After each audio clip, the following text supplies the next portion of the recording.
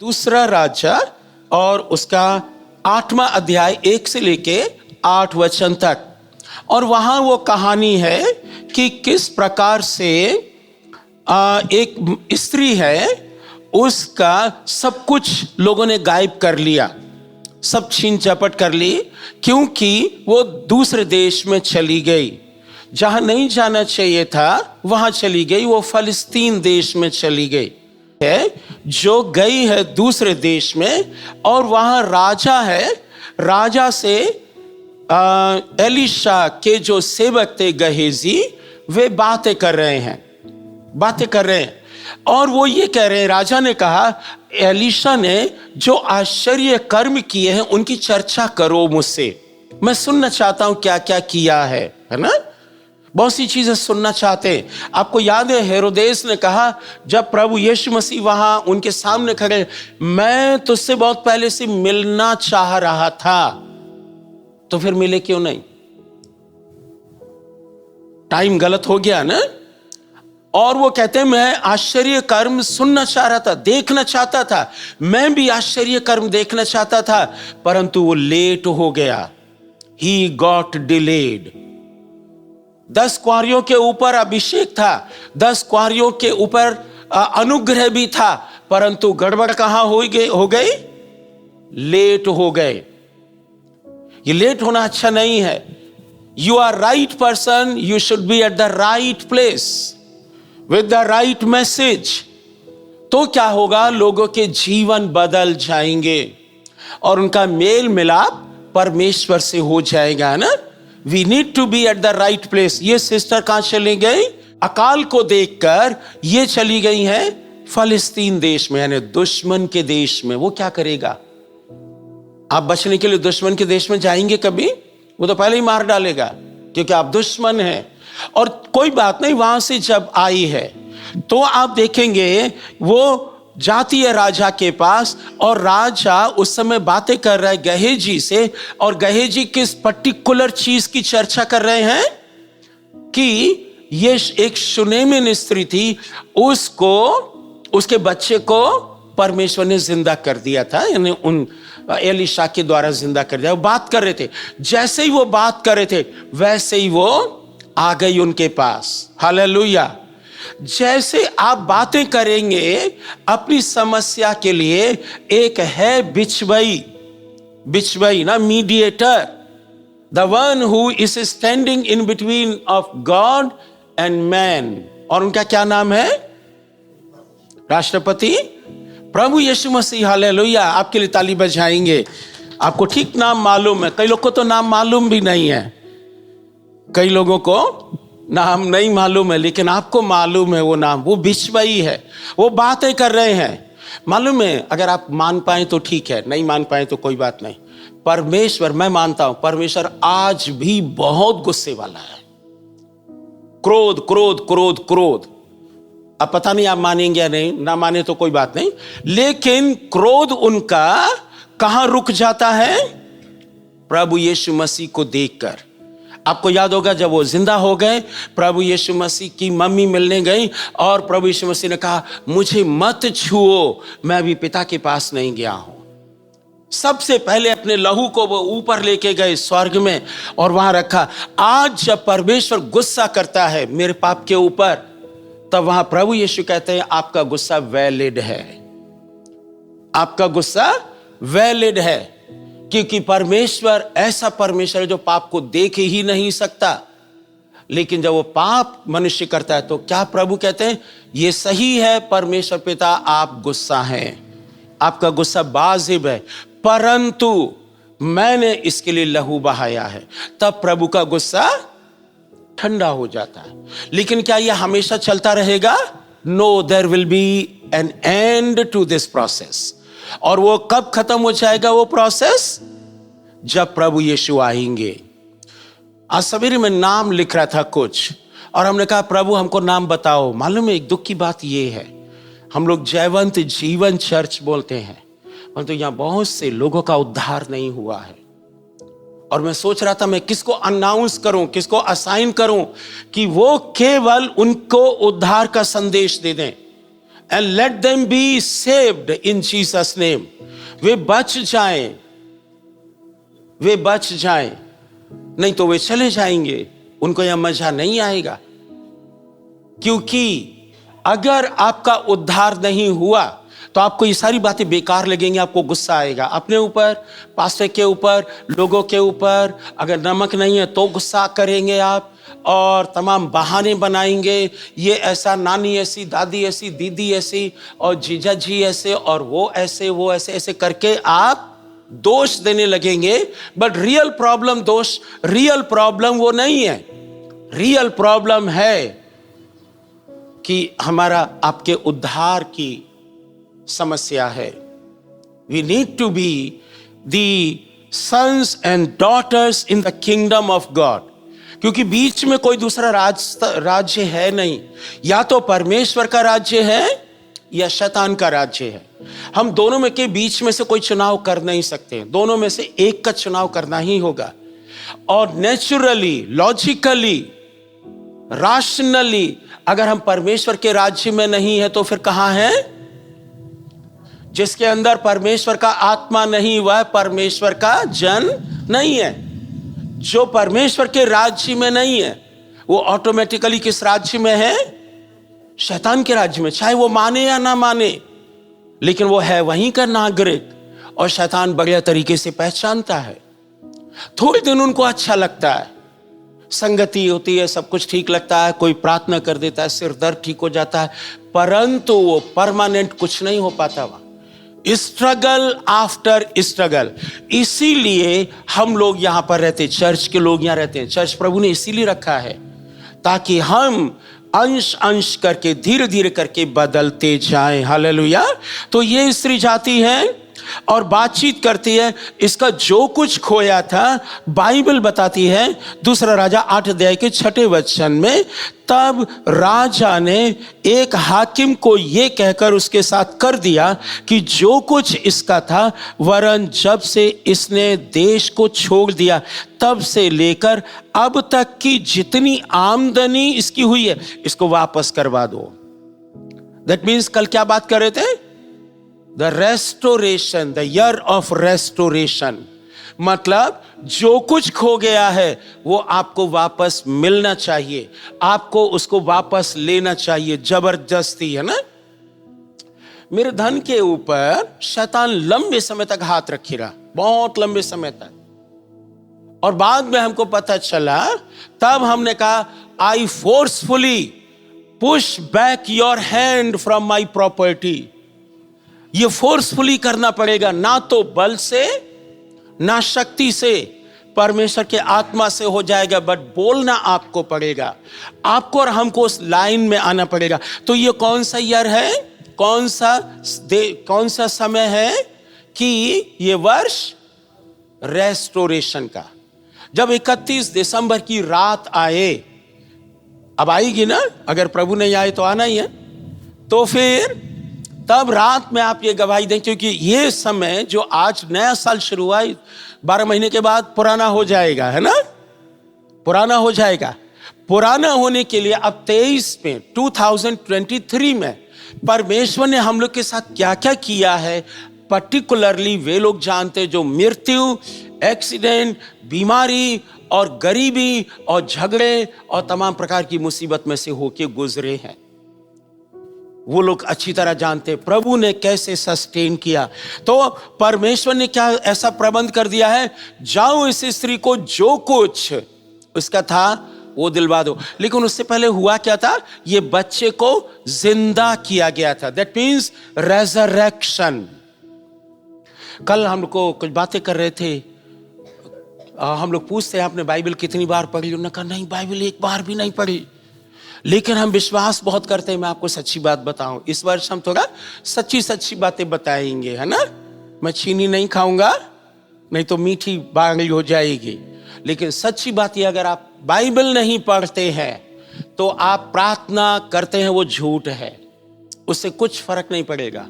क्योंकि वो रटी रटाई प्रार्थना हो गई, आए कादिर, मतलब खुदा तेरा धन्यवाद करते हैं, तूने मम्मी को आशीष दी, पापा को आशीष दी। हमारे पड़ोसी लोग प्रार्थना नहीं करते लेकिन वे आशीषित हैं, कुछ फर्क नहीं पड़ेगा। प्रार्थना आपका ऐसा जीवन हो, ऐसी बात है कि आप शैतान से लड़ाई कर रहे हैं, प्रभु आपकी तरफ है। युद्ध किसका है? यहोवा का, बाइबल कहती है। लेकिन लड़ना किसे पड़ेगा? हमको और आपको लड़ना पड़ेगा। और हम लोग कहते हैं खुदा तू तेरी इच्छा है तो ऐसा कर दे, ऐसा कर दे, ऐसा कर दे। 50 साल की उम्र में मैं कहूँ, मेरी वाइफ कहे कि अब इसमें थोड़ा थोड़ा बदलाव आ रहा है, कैसा लगेगा? 10 साल रह गए मरने के, और डायबिटीज वगैरह कुछ हो गया, ठंडा पानी पी लिया 5 बजे तो पहली पतली गली से निकल जाएंगे, कुछ नहीं बदलाव हो पाएगा। अभी तो मुझको ऐसा होना चाहिए कि लोगों के जीवन को बदलाव लाते, परंतु अभी हम अपने ही नहीं बदल पा रहे हैं ना। और बहाना क्या है? पौलुस ने कहा था ब्रदर कि मैं पाप, मेरे शरीर में कुछ भी अच्छा बास नहीं करता है, मैं जो नहीं करना चाहता, रोमियो 7:14 में लिखा है, मैं कुछ करना चाहता हूं लेकिन वो हो नहीं पा रहा है, और मैं भला करना चाहता हूं वो हो नहीं पा रहा, जो बुरा करना नहीं चाहता वो होता है। हम ये बहाना बना लेते हैं, लेकिन याद रखिए पौलुस ने रोज ये कथा नहीं कही थी, कभी अकेले में बैठे थे, मुझको और आपको सिखाने के लिए कह दिया उन्होंने, लेकिन रोज नहीं कहा हमसे हो ही नहीं पा रहा है, मैं क्या करूं। उन्होंने कहा मुझसे हो पा रहा है, जो मुझे सामर्थ्य देता है सब कुछ कर सकता हूं उसी में।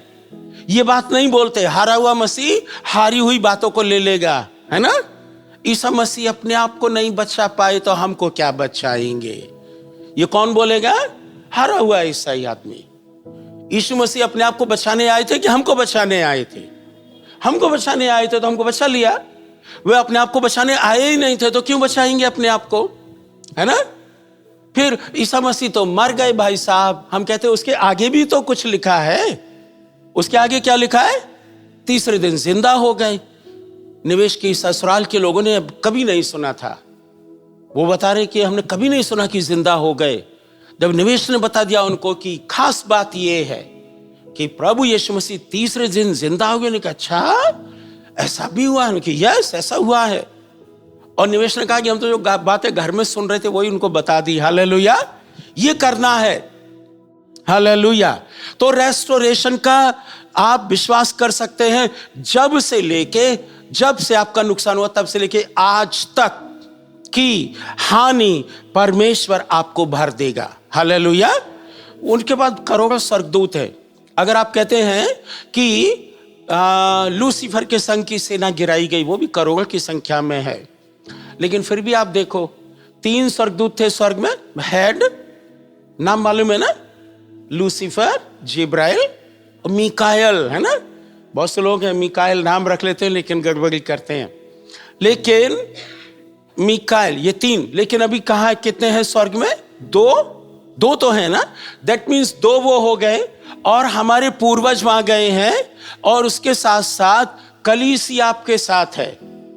इतने मेजॉरिटी में हम लोग हैं, हम लोग माइनॉरिटी में नहीं है। हमारा जो राशन कार्ड या आधार कार्ड है वो केवल पृथ्वी का ही है, स्वर्ग का नहीं है। स्वर्ग का पासपोर्ट का नंबर मालूम है आपको? यूहन्ना 316, लिख लीजिए इसको, वही हम लोग का नंबर है।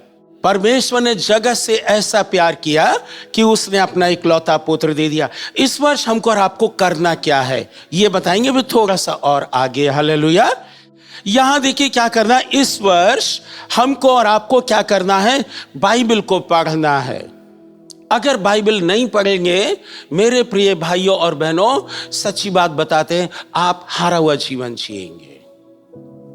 क्योंकि परमेश्वर ने बाइबल में अपना माइंड, मनुष्य के लिए क्या प्रक्रिया है, वो कैसे काम करते हैं और अंत क्या कैसे होगा इस पृथ्वी का, तब तो आप और हम एक विजयी जीवन जी पाएंगे। बाइबल एक्चुअली परमेश्वर ने ही दी है, इसलिए वो आशा करते हैं, विश्वास करते हैं कि हम और आप उसको पढ़ेंगे, है ना। प्रभु भोज की बात किसको पता चली बताओ? हमको कैसे पता चली? बाइबल में लिखा है ना। स्वर्गदूत नहीं आए ऊपर से बताने के लिए, है ना। बपतिस्मा की बात किसने बताई हमको? बाइबल में लिखी है। न और पैर धोने की सेवा किसने बताई है? बाइबल में लिखी है। अब बाइबल पढ़ते नहीं, आशा करते हैं कि परमेश्वर उनको आशीष दे दे। रियली केवल ऑक्सीजन, भूमि और पानी और रोटी मिलती रहेगी, बस इतना ही हो पाएगा। ये एक अनुग्रह है जो प्रभु को सबको रखना ही है जब तक प्रभु यीशु दोबारा नहीं आते। लेकिन जो आशीष उनको मिलना चाहती है, देना चाहते हैं, वे स्पेशल लोग हैं। और वे लोग हैं जो प्रभु यीशु के लहू से धुले हुए हैं, जिनकी सिंसेरिटी के साथ, ईमानदारी से ये इच्छा है हम प्रभु के साथ चलेंगे। तो मैंने यह कुछ पॉइंट कल बताए थे। बाइबल पढ़ना और उसको समझना और उसका पालन करना। कोई फायदा नहीं होगा कि हम बाइबल पढ़ें और फिर ताक पे रख दें और कहें अब हम अपनी मर्जी से काम करेंगे। नो, हम किसके गुलाम हैं? प्रभु यीशु के। प्रेरित पौलुस ने यही कहा, मैं प्रभु यीशु का गुलाम हूं। I am slave to Jesus. यानी प्रभु यीशु की आज्ञा के अलावा हम कुछ नहीं कर सकते। प्रेरित पौलुस ने कहा हम सत्य के विरोध में कुछ नहीं कर सकते, सत्य के लिए कर सकते हैं। और सत्य कौन है? प्रभु यीशु। 3 काम, बाइबल पढ़ना, अंडरस्टैंड करना, समझने के लिए हम लोग यहां पर हैं, लीडर्स हैं, आपको पता है, तो ये काम करना है। बाइबल पढ़ना, उसको समझना और फिर जो उसमें लिखा है वही करना। मुझे नहीं लगता कि इससे कुछ नुकसान होगा। या 1-2 जने से हाथ उठाइए जिन्होंने बाइबल पढ़ी, समझी और उसका पालन किया और उनको नुकसान हुआ है। बता, कोई है ऐसा? अब इसका उल्टा कहते हैं, कोई ऐसा है जिसने बाइबल पढ़ी और उसको समझ लिया और उसका पालन किया और उसको फायदा हुआ है? कोई है ऐसा? हालेलुया। मैं 4, 5, 6, 7 हाथ देख रहा हूं, है ना? हालेलुया। इधर तो बहुत है हाथ। इसका मतलब आप अपने आप में गवाही रखते हैं। प्रभु यीशु मसीह ने कहा तुम खुद गवाह हो कि तुम अपने मुंह से कहते हो हम अपने बाप दादों के समय में होते तो भविष्यद्वक्ताओं का कत्ल नहीं होने देते। वो सोच रहे थे हम बहुत बुद्धिमान हैं। प्रभु यीशु मसीह ने कहा मैं भी यहूदी हूं, मैं स्वर्ग से आया हूं, लेकिन मैं और बात कहता हूं। प्रभु ने उसको कैसे कह दिया? तुम खुद गवाही देते हो कि तुम you are the children of the murderer, तुम हत्यारों की संतान हो। ऐसा कह दिया प्रभु ने। हमको और आपको क्या करना है इस वर्ष? बाइबल पढ़ना, समझना और पालन करना। एटलीस्ट कोशिश करना है ना। एकदम आसान नहीं होगा, इसीलिए चर्च यहां पर है। आप किसी मैच्योर व्यक्ति को अपना गुरु बना सकते हो, यहीं बना सकते हो। और आप कह सकते हो मेरी सहायता कीजिए, मैं पाप में हूं। सबको मत बताइए मैं पाप में हूं, मुझसे ओवरकम नहीं हो पा रहा हूं, मैं विजय नहीं प्राप्त कर पा रहा हूं। हम लोग हेल्प करेंगे, आपकी हेल्प करेंगे, आपको बताएंगे, आपके साथ प्रार्थना करेंगे। क्योंकि क्या फायदा होगा? आप यहां पर आते हैं 2 घंटा या 3 घंटा और बैठते हैं, चंदा डालते हैं और इसके बाद आपको नरक में जाना पड़े तो मुश्किल काम है ये।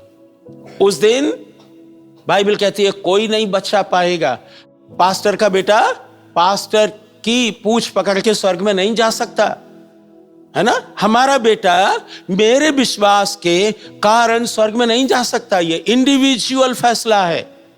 मम्मी प्रार्थना करती है तो नहीं सोचो कि मम्मी के साथ बच्चे स्वर्ग में जाएंगे, नहीं। क्योंकि पेट किसका भरता है? जो रोटी खाता है। कभी आपके घर में ऐसा हुआ बुखार मुझे हो गया और मैंने अंकल जी को भेज दिया, अंकल जी डॉक्टर को बता देना मुझे बुखार हो गया और इंजेक्शन लगवा लेना। आप लगा देगा डॉक्टर? नहीं। किसको इलाज करना होगा? जो बीमार है। प्रभु यीशु मसीह ने कहा, क्या कहा? कि बीमार को नहीं लेकिन उसके पड़ोसी को डॉक्टर की जरूरत होती है। ऐसा ही बोला है, ऐसा बोला है कि बीमार को जरूरत है, जो पापी हैं उनको यीशु की जरूरत है। इंडिविजुअली मैं अपने बच्चों का उद्धार नहीं करा सकता, हो भी नहीं सकता। हम एक दूसरे के लिए बोझ उठा सकते हैं, सुसमाचार बता सकते हैं, लेकिन उद्धार आपको अपने आप प्रभु से प्राप्त करना होगा। यह प्रत्येक जन की जिम्मेदारी है। Praying many times in the day and night time. छोटी छोटी प्रार्थना कीजिए लेकिन जल्दी जल्दी कीजिए, मतलब फ्रीक्वेंसी आपकी बढ़ जाए। अभी 10 मिनट की कर ली, फिर कर ली। जो मोटर बाइक पे चलते हैं, बातें करना है प्रभु से, है ना? बहुत फॉर्मेलिटी नहीं करिए। हे प्रभु मैं पापी व्यक्ति हूं और मुझ पर दया कर दी। पाप का इलाज कर दिया प्रभु ने। अब कहिए प्रभु हमसे पाप पे विजय नहीं प्राप्त कर पा रहा हूं, मेरी मदद कीजिए, मेरी अगुवाई कीजिए। प्रभु उस व्यक्ति को अलग कर देंगे आपसे जहां पाप होने की संभावना है। Keep fasting at least once a week. जवान लोग अभी से शुरू करें। गिविंग अपना ठीक रखिएगा, जिसको टाइथ बोलते हैं, 10वां अंश बोलते हैं। पास्टर लोग इस मामले में बड़े बदनाम है ना, लेकिन अभी नहीं, अभी तो लोग कह देते हैं, खुल के साफ कह देते हैं, क्योंकि 10वां अंश देने से फायदा किसको होता है? पास्टर को नहीं। अगर आप लूका 6:38 पढ़ेंगे, वहां एक्चुअली में देने वाले को 7 फायदे हैं, लेने वाले को केवल उतना ही है जितना आपने दिया है, वो नहीं बढ़ेगा। अगर आपने 500 रुपया दिया है, वो 500 रुपया ही रहेगा लिफाफे में, ज्यादा नहीं बढ़ेगा। लेकिन देने वाले के लिए 7 आशीषें हैं। जब देते हैं तो कौन आशीषित होता है? देने वाला, नॉट लेने वाला। इसीलिए प्रभु यीशु मसीह ने कहा, और प्रेरित पौलुस ने भी दोहराया कि देना लेने से भला है। भला क्या है? देना या लेना? देना। इस पे हम लोग बहुत चर्चा कर चुके हैं, बस ज्यादा नहीं बोलेंगे। नए वर्ष में इसको रखिए। एक बहुत बड़े लेखक ने ऐसा बोला, if you don't give your tithe to God in time, you will have to give it to Satan with interest। अगर परमेश्वर को टाइम पर अपनी टाइथ यानी 10वां भाग 100 रुपया कमाते हैं और उसी दिन मिला, तो मैं देखता हूँ हरियाणा में एक भैया जिसका हाथ कटा हुआ है ना, और वो जब भी हम जाते थे वो रुपया उसमें रखे रहता था। मैं मना किया, ब्रदर आप मत दो। उन्होंने कहा ना, ये तोड़े बास्ते रखा, पंजाबी बोलते हैं वो लोग, और उसका हाथ कटा हुआ है और रो रहे थे। मैंने कहा ये बेटा, और परमेश्वर ने उसको आशीष दी। हालेलुया। वो हमेशा हम बोलते थे लोकल चर्च में दीजिए जहां आप जाते हैं, लेकिन प्रभु की ये इच्छा है। और फिर क्या है? गिविंग टाइथ हो गया। Attending most of the church activities. देखिए बहुत सी चीजें, चर्च का कॉन्सेप्ट आपको नहीं मालूम क्योंकि आप दूसरी जगह से आए हैं, इसलिए ज्यादातर चर्च की एक्टिविटीज में भाग लीजिए, जहां तक हो सके वहां तक। चाहे आप इस चर्च की मेंबर हैं तो इसमें काम कीजिए। सैमुएल को वो बात, 2 साल के बच्चे को वो बातें सुनने को मिल गई जो एली 80 साल की उम्र तक भी नहीं प्राप्त कर पाए। मालूम है आपको? हालेलुया। तो क्या करना है कि चर्च की कार्यक्रम में भाग लीजिए। बहुत से लोगों के पास कलीसिया में जाने के लिए टाइम नहीं है, लेकिन शादी ब्याह नौकरी और तमाम चीजों के लिए टाइम है, पैसा है, एनर्जी है, और उनके पास तरीके भी हैं। और फिर क्या करना है? What is your focus? आपका फोकस क्या है इस वर्ष का? अगर आप क्लियर नहीं है कि आपको करना क्या है, तो परमेश्वर भी क्लियर नहीं होगा कि आपको करना क्या है। क्योंकि परमेश्वर कभी भी किसी भी व्यक्ति के ऊपर थोपता नहीं है। प्रभु ने फ्री विल दिया सबको, परमेश्वर ने सबको आजाद इच्छा दी है। अगर परमेश्वर सबका रिमोट कंट्रोल अपने पास रखता तो क्या करता? सब एक जैसे ही होते हैं ना, सब एक जैसे होते। लेकिन परमेश्वर ने सबको अलग अलग चूज करने की, चुनाव करने की इच्छा दी है। तो आपको करना क्या है? एक दिन हफ्ते में आप उपवास के लिए कहते हैं, चुनाव कर लेना अपने हिसाब से। इतवार को नहीं करना, लेकिन अगर प्रभु कहते हैं तो कर लो इतवार को। लेकिन एक दिन मोबाइल से भी कहना, हे मोबाइल, आज मैं तुझको भी उपवास करा देता हूं। और उसमें आप जाएंगे, ऊपर करेंगे ऐसे करके, वहां आ जाएगा स्विच ऑफ, और आप उसको स्विच ऑफ दबा दीजिए और एक कोने में रख दीजिए, केवल 24 घंटे के लिए, ज्यादा नहीं। आपका माइंड अच्छा रहेगा, आप प्रभु से ज्यादा बातें कर पाएंगे और प्रभु से ज्यादा सुन पाएंगे। जिन मम्मी पापा के बच्चे स्कूल जाते हैं, उस दिन मम्मी और पापा दोनों जन एक ही दिन मोबाइल का फास्टिंग ना कराएं, क्योंकि स्कूल से कोई खबर आ सकती है ना। तो मम्मी का जैसे बुधवार का फास्टिंग है, मोबाइल का, तो मम्मी ऑफ कर देंगे, पापा उस दिन ऑन करेंगे।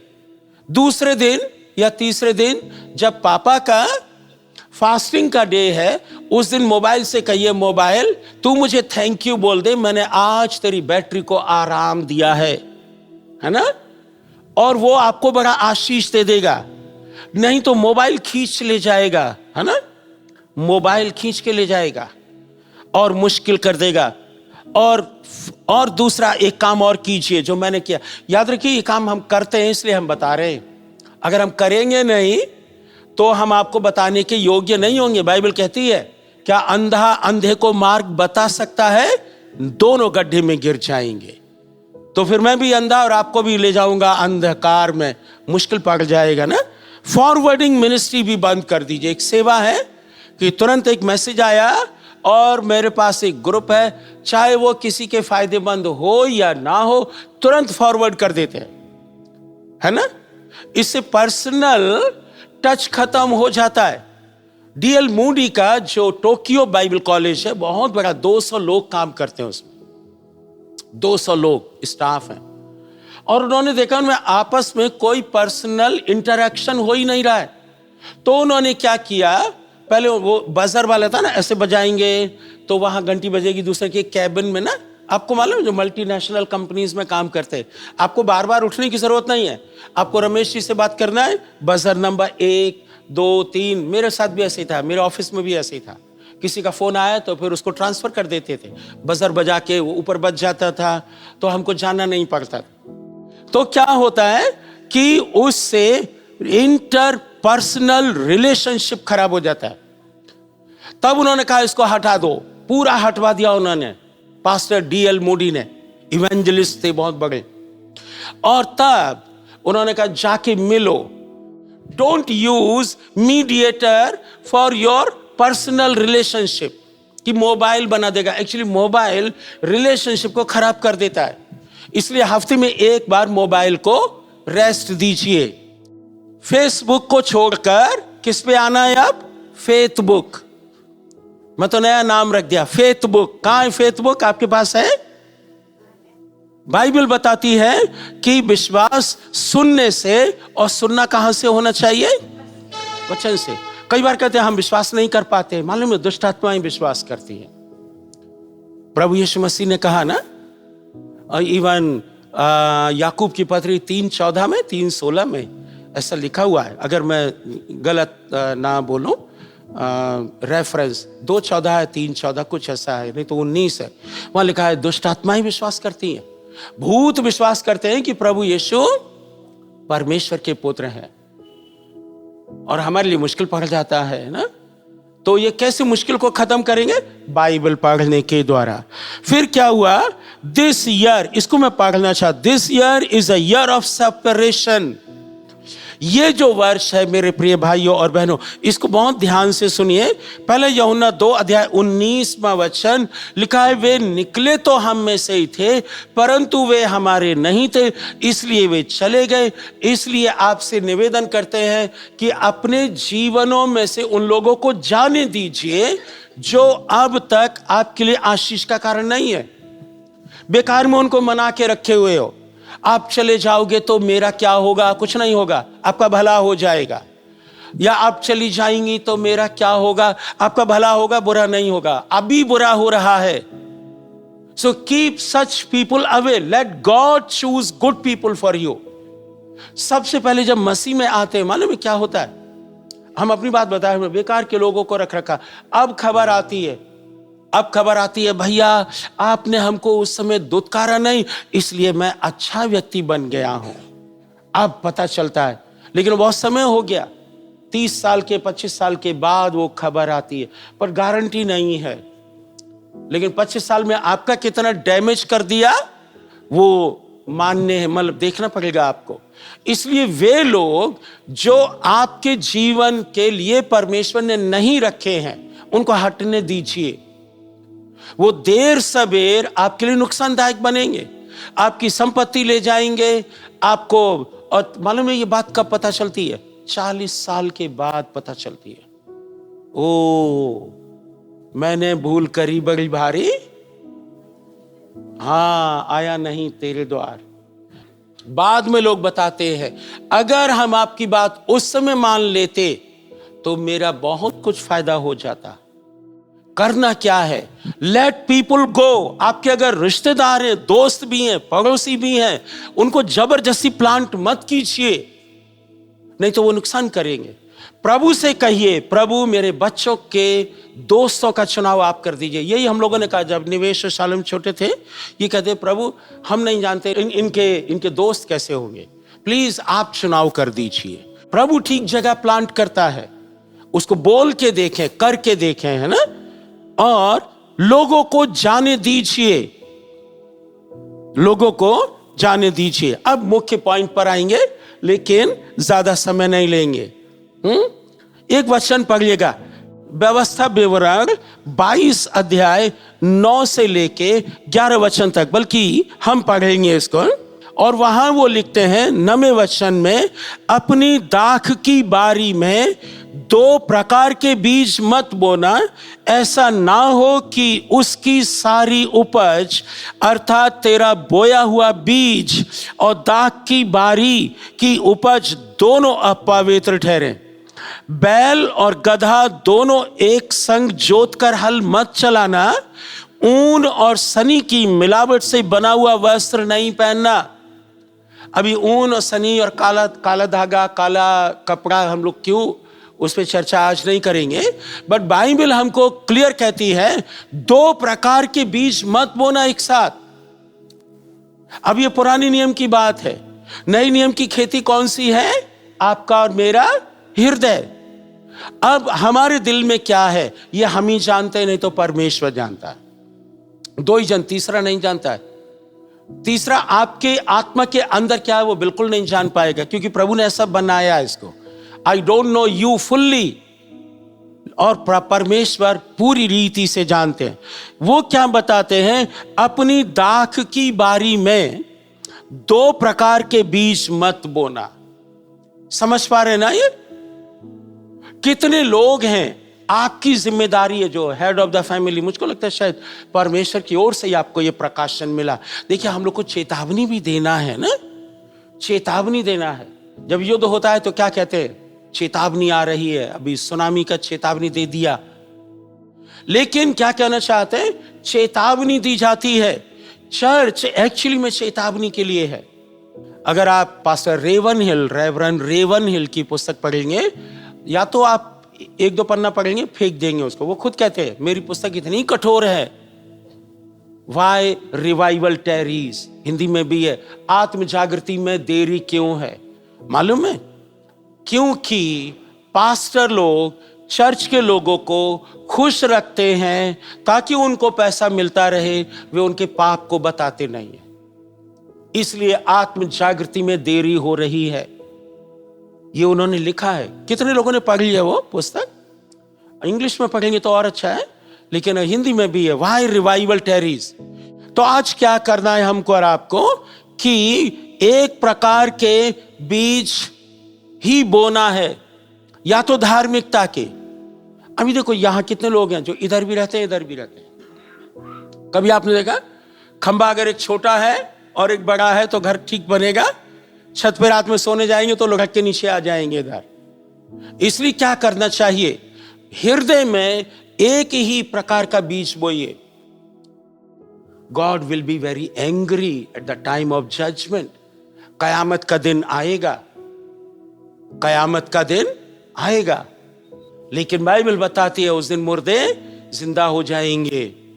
जितने कब्रों में सोए हुए हैं, बाइबल कहती है, जो उसकी आवाज सुनेंगे वो निकलेंगे। वैसे बने हम लोग कि हम उसकी आवाज सुनने पाए। 2 प्रकार के बीज नहीं बोइए। दानियल 1-5 में क्या लिखा है, राजा, बेबीलोन का राजा क्या कर रहा था, हमने वीडियो भी बनाया इस पे, क्या कर रहा था, उसने मिक्सचर किया।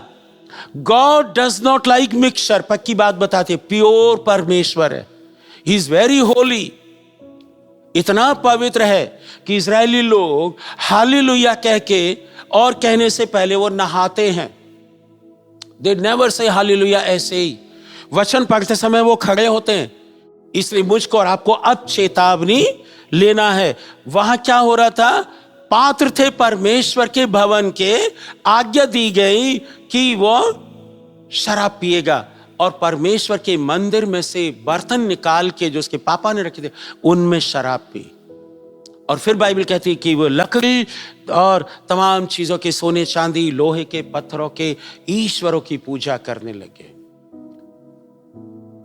एक राजा है यहोशापात, वो चले गए ऐसे ही अपने समधी से मिलने। समधी समझते हैं आप ना? आहाब से समाधान किया, उन्हें कोई और आदमी मिला ही नहीं। आहाब राजा से उन्होंने क्या किया? समाधान कर लिया। और जब वो युद्ध करने के लिए, आहाब कहता है युद्ध करने चले, रामोत गिलियद हमारा है, हमको दिलवा दो। और उन्होंने कहा हाँ चलेंगे। मालूम है क्या बोला? जैसे मेरी प्रजा वैसे तेरी प्रजा, जैसे मेरे लोग वैसे तेरे लोग। ये बड़ी खतरनाक सिस्टम है। गॉड हैज आस्क्ड, कलीसिया का मतलब क्या है मालूम है? कलीसिया का मतलब अलग किए हुए लोग जो परमेश्वर के उद्देश्य को पूरा करें। हम अपने घर का भी उद्देश्य को पूरा कर रहे हैं। परमेश्वर जाए ताक में, इतवार आएगा तब देखा जाएगा, 2 घंटे चलेंगे, बैठेंगे, बातचीत करेंगे, उससे कुछ फायदा नहीं होगा। अगर आप वास्तव में आशीषित होना चाहते, आत्मा प्राण देह में और जनरेशंस को आशीष देना चाहते, तो आपको ठीक मसीही बनना ही होगा। दूसरा कोरिन्थियों 6:14 में लिखा हुआ है, दोनों के बारे में बताया कि अलग अलग बातें हैं, है ना? लेकिन वहां ये लिखा, उनमें से निकलो, बोलेंगे मेरे पीछे, उनमें से निकलो और अलग रहो, तब मैं तुम्हें ग्रहण करूंगा। यही तो लिखा हुआ है। 25 तक अगर आप पढ़ेंगे, आगे 18 तक पढ़ेंगे तो वहां मिल जाएगा आपको। 25 शायद नहीं है, लेकिन अलग रहो। That means God never wants mixture. यहां तक भी कह दिया है, जो विश्वासी नहीं उससे शादी नहीं करना। जो विश्वासी नहीं है शादी नहीं करना। प्रेरित पौलुस ने कठिन नियम बना दिया। अगर पौलुस रसूल बोलते हैं, उन्होंने एक नियम बना दिया, अगर अविश्वासी पति जाना चाहता है तो जाने दो। हालेलुया। और अगर अविश्वासी पत्नी जाना चाहती है तो प्रेरित पौलुस ने कहा, एक्चुअली मैं सही बात बता रहे, जाने दो। लेकिन उससे पहले यह भी है कि प्रार्थना करो, दोनों मसीह में आ जाएं। आप लोगों की बात यह है, बहुत से लोगों की, कि आप पहली जनरेशन के मसीह, इसलिए आपकी शादी मसीह में आने से पहले हुई है, इसलिए पति को रिजाइन मत कीजिए, बर्खास्त मत कीजिए, पत्नी को भी बर्खास्त मत कीजिए, आशा कीजिए कि वो बच जाएंगे। लेकिन अगर आपको ये मालूम था अन्य जातियों में शादी करना पाप है, परमेश्वर पसंद नहीं करता, और आपको मालूम था और आपने किया, तब आपको कटनी काटनी पड़ेगी। बाइबल क्या कहती है?